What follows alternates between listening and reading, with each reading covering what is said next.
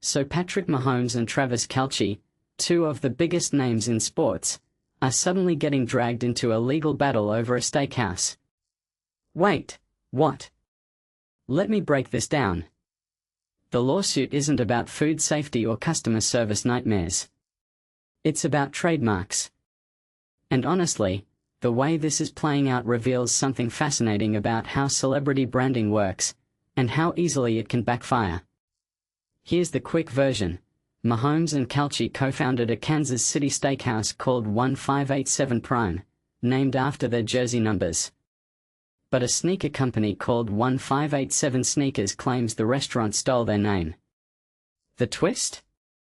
Mahomes and Kelce are arguing in court that they're barely involved with the restaurant, just promotional faces with no real control. Meanwhile, 1587 Sneakers is like, no, you're the reason this name has any value at all. Let's unpack this. First, the timeline.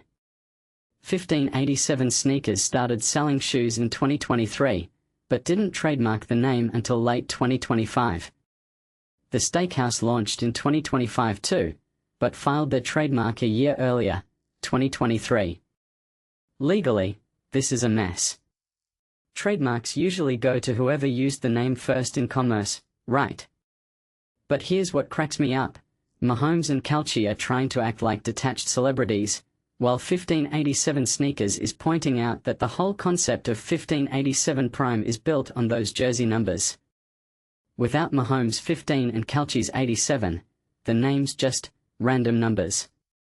That's the core of the lawsuit. Personally, I think this case is a goldmine for understanding celebrity business strategies. See, athletes and stars often play this game where they're attached to brands without being legally tied to them. It's a way to monetize their fame without taking responsibility if things go south. But here's the catch.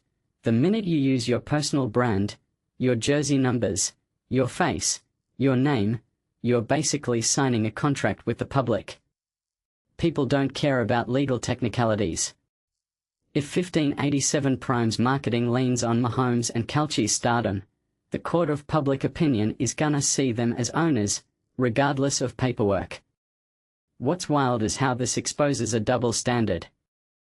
Mahomes and Kelce want to have it both ways, cash the promotional checks, but avoid liability if the restaurant becomes a legal liability. But 1587 Sneakers is hitting back with the ultimate argument. You can't claim you're not involved when the entire identity of this brand is your jersey numbers. That's brutal. And honestly, it's a smart legal move. Because if the judge agrees that Mahomes and Kelce were the moving forces behind the name, they could be on the hook for way more than just a rebrand. Let's zoom out for a second. This isn't just about a steakhouse or sneakers. This is about how modern brands weaponize celebrity culture. Think about it. We are in an era where influencers license their names to products they've never touched. But when does a name stop being a brand and start being a legal trap? The line is blurry, and cases like this will set precedents for every future athlete turned mogul. One thing that immediately stands out is the timing of those trademark applications. 1587 Sneakers waited until 2025 to file, even though they launched in 2023. Mahomes and Kelce's restaurant filed in 2023. Legally, that might give the steakhouse the edge, but culturally? The sneaker brand has a stronger argument that the numbers are tied to Mahomes and Kelce, not to meat.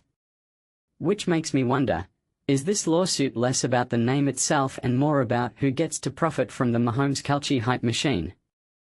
If you take a step back, this case raises a deeper question about ownership in the age of parasocial branding. Can you trademark a concept that's built on someone else's fame? Or does the fame itself become part of the intellectual property? Because let's be real, 1587 Prime wouldn't exist without these two athletes being household names. And if that's true, then maybe the real crime here isn't trademark infringement, it's underestimating how much of their own brand power they've already given away just by being Mahomes and Kelce. What do you think? Should athletes be held legally responsible for businesses that use their numbers or names, even if they're not officially owners? Or is this just the cost of doing business in a world where your identity is your biggest asset? Let me know in the comments, and don't forget to like and subscribe if you want more deep dives into the messy intersection of sports, law, and celebrity chaos.